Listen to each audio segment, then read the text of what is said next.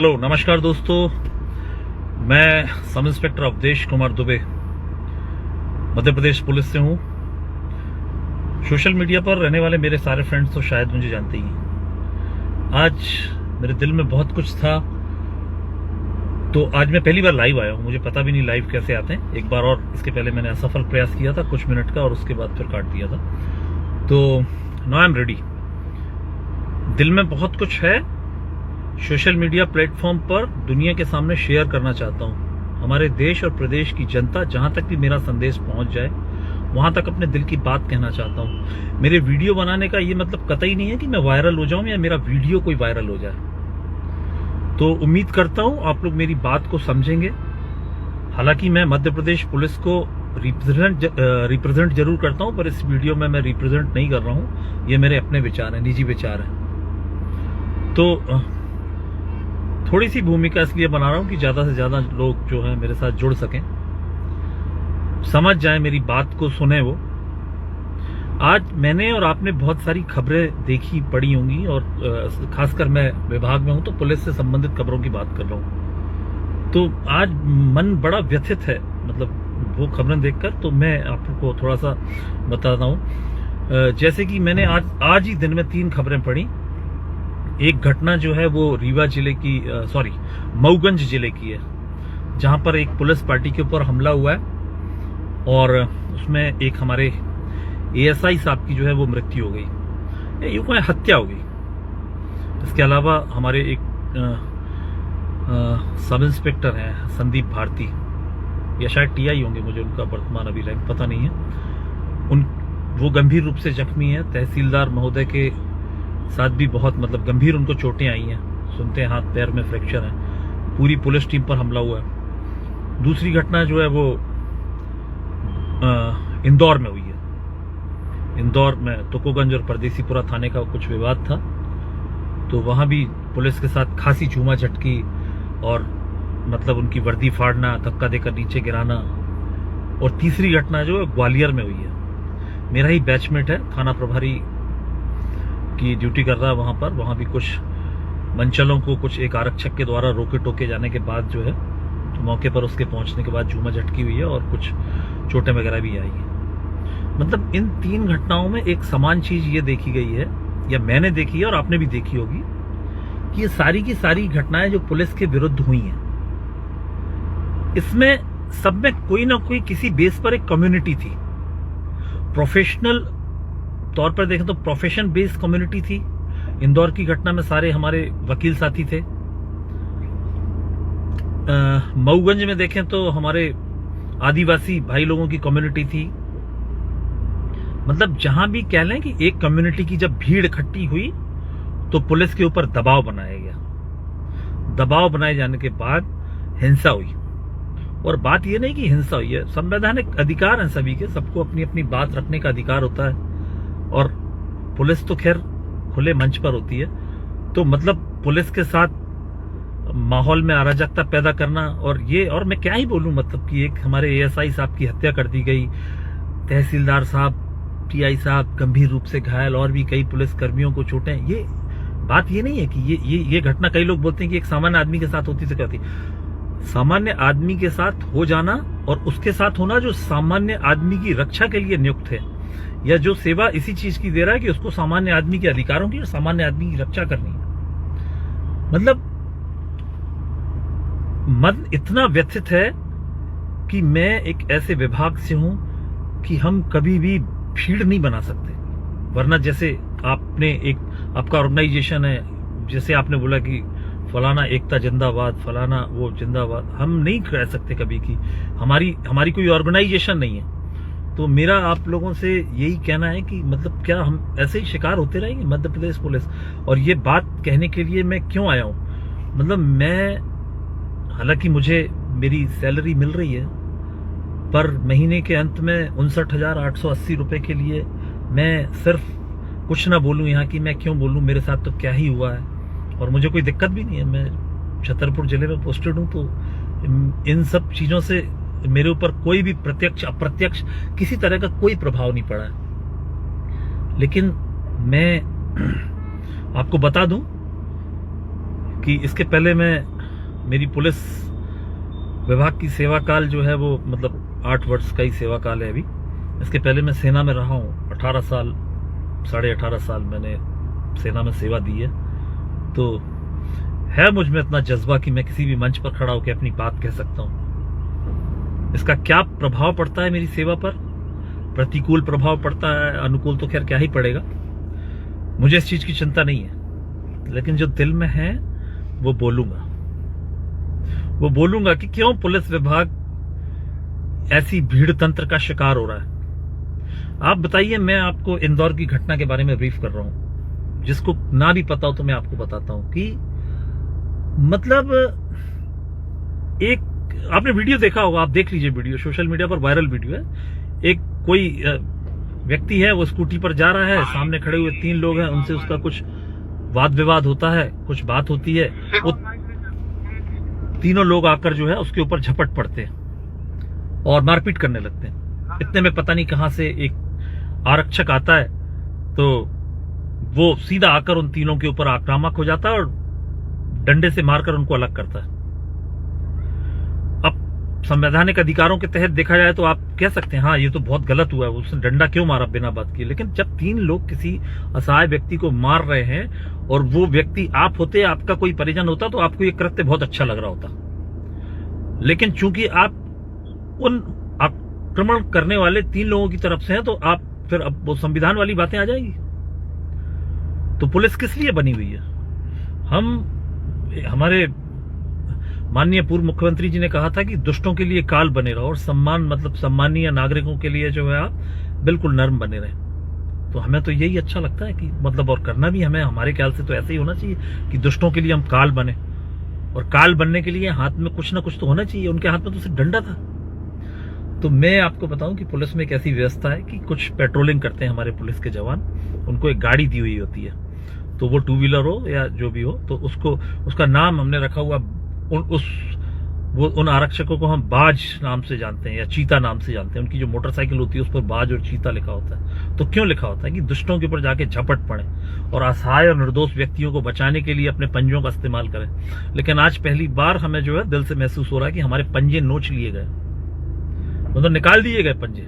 मतलब मुझे इतना दुख हो रहा है। ठीक है, हर चीज संवैधानिक दायरे में हुई है, उनके ऊपर FIR दर्ज करा दी गई है, सॉरी उनको सस्पेंड कर दिया गया, FIR नहीं दर्ज हुई, वो भी हो जाएगी तो कोई बड़ी बात नहीं है। मतलब वो हमारे वकील साहिबानों के ऊपर हाथ उठाया उन्होंने, और उन वकील साहिबानों के ऊपर हाथ उठाया जिनकी छोटी मोटी हिस्ट्री शीट है, थोड़ा सा एक क्राइम रिकॉर्ड है, 2, 4, 6 अपराध हैं, देखा जा सकता है। उनके थोड़े बहुत अपराध हैं, उनमें मारपीट के कुछ वही 5-6 अपराध हैं, और उनके बेटे और भतीजों के विरुद्ध भी कुछ अपराध दर्ज हैं। उसकी भी सोशल मीडिया पर अच्छा खासा वायरल है, बताने की क्या जरूरत है, देखा जा सकता है। उनके विरुद्ध उन्होंने जो एक्शन लिया, तो ठीक है वो सस्पेंड हो गए।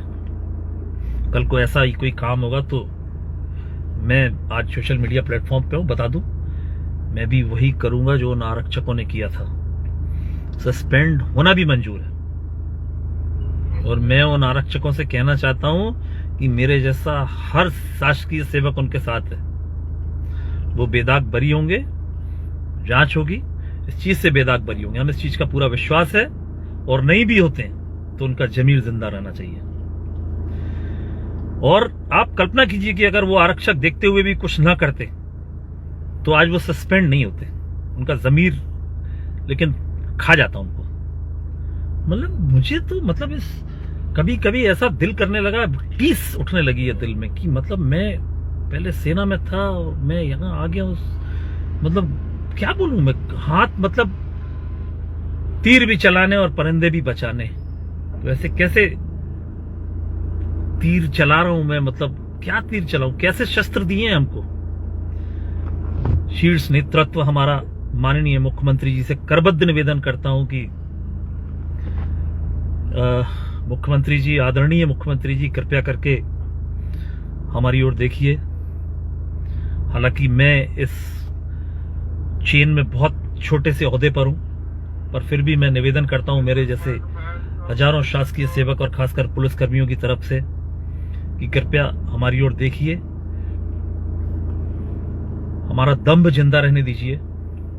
लोगों को बहुत अच्छा लगता है जब हम अपराधियों का जुलूस निकाल देते हैं, लेकिन दुर्भाग्य से जब ऐसा ही कोई अपराधी किसी कम्युनिटी विशेष से होता है तो हमारे विरोध में चक्के जाम, सड़कें जाम, अराजकता, लोगों को बंदी बनाना। इंदौर की जनता बेहतर जानती होगी कि इंदौर की जनता के साथ क्या हुआ होगा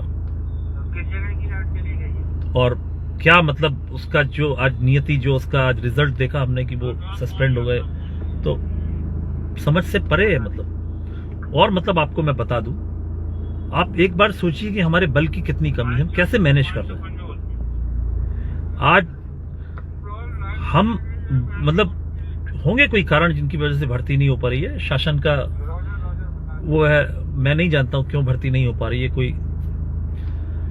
पर आज मैं अगर मेरे समानांतर पद के जो पद रिक्त हैं समानांतर रैंक के, तो उस कार्य को मुझे ही करना है, तो वो ओवरलोड मेरे ऊपर ही पड़ रहा है, वो बर्डन मेरे ऊपर पड़ रहा है। ये अगर आप मान लीजिए कि मेरे थाने पर 4 सब इंस्पेक्टर्स की आवश्यकता है या उनकी स्वीकृति है उस बल की, तो वहां पर मेरे जैसा एक सब इंस्पेक्टर अगर पदस्थ है तो वो कार्य भी मुझे ही करना है। ऐसा तो नहीं है कि वो कार्य नहीं होगा।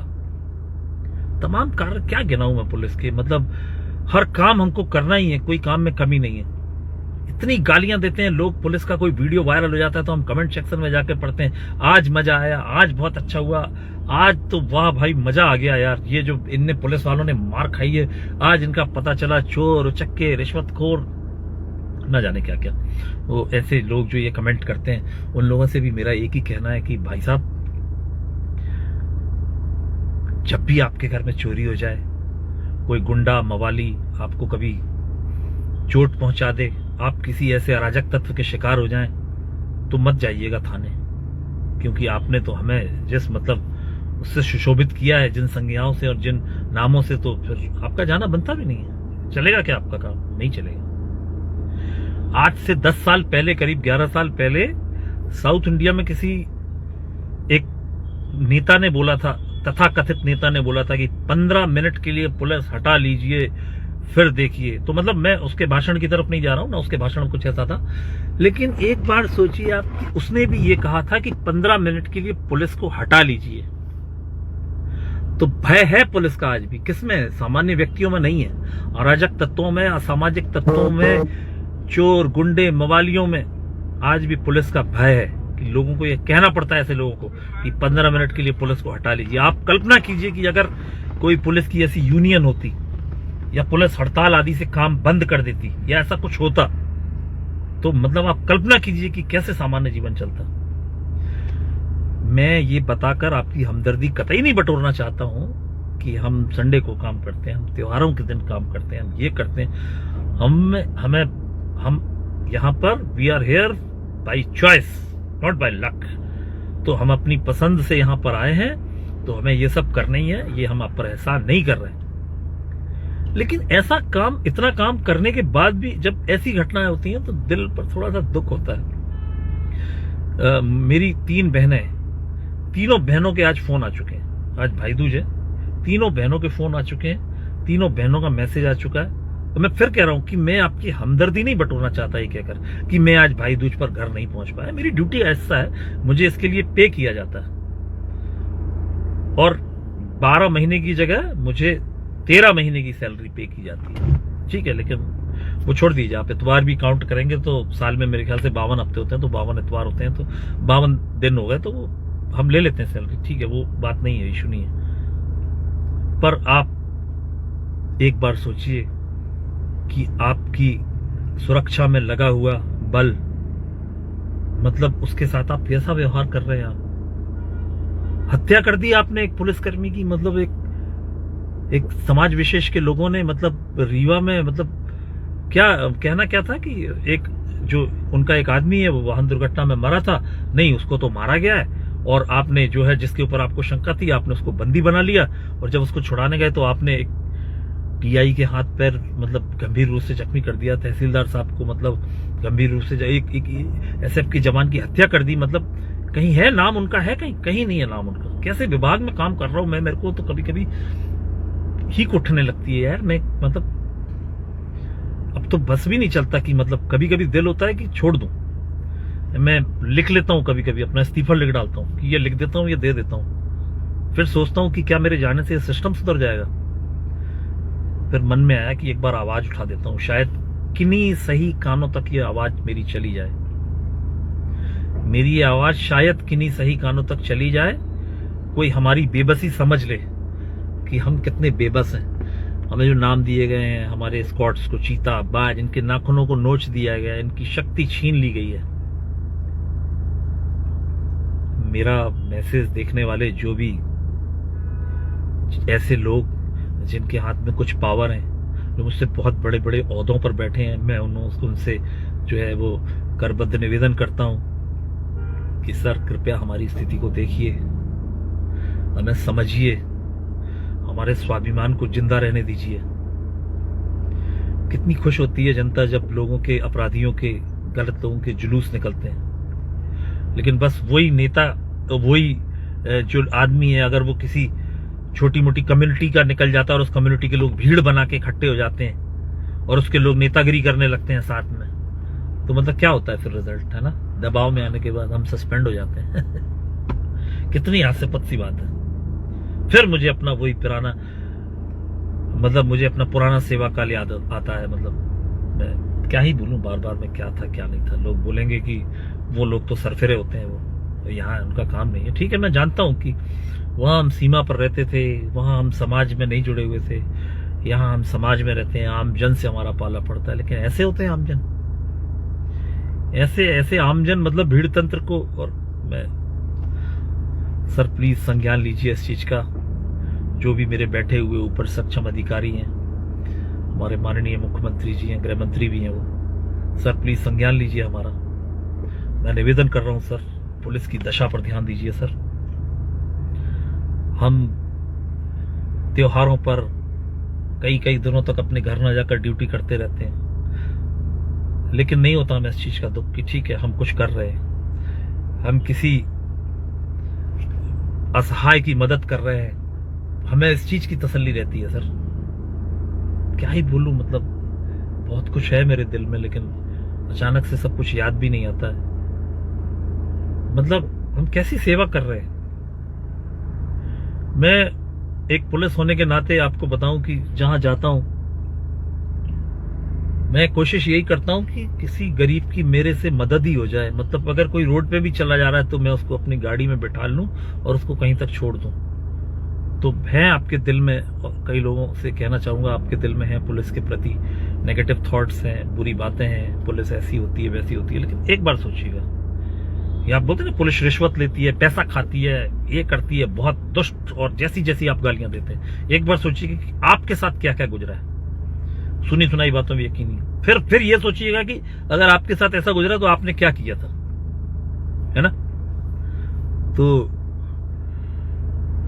मेरे मन की बात, बहुत कुछ बातें हैं दिल में, समय बहुत लग जाएगा।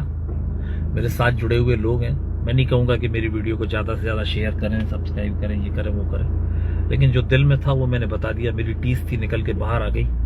वो सिर्फ इसलिए आई है, ध्यान से सुनिएगा, कि मेरा स्वाभिमान जिंदा रहे। अपने ग्रुप्स में, छोटे मोटे पुलिस ग्रुप्स में लिख दूं कि हमको ऐसा करना चाहिए, हमको वैसा करना चाहिए। सब अपनी भड़ास वहीं निकालते हैं। मैंने अपनी भड़ास आज यहां निकाल दी।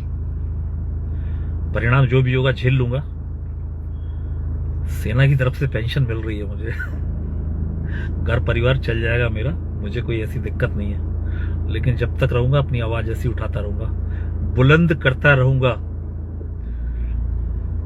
मेरे तो वैसे भी ट्रांसफर्स मेरी नौकरी के बहुत जरूरत से ज्यादा है। एक छोटा सा वाकया बता देता हूं आपको। 2021 में अक्टूबर नवंबर महीने की बात थी। मैं सागर जिले की एक चौकी का प्रभारी हुआ करता था।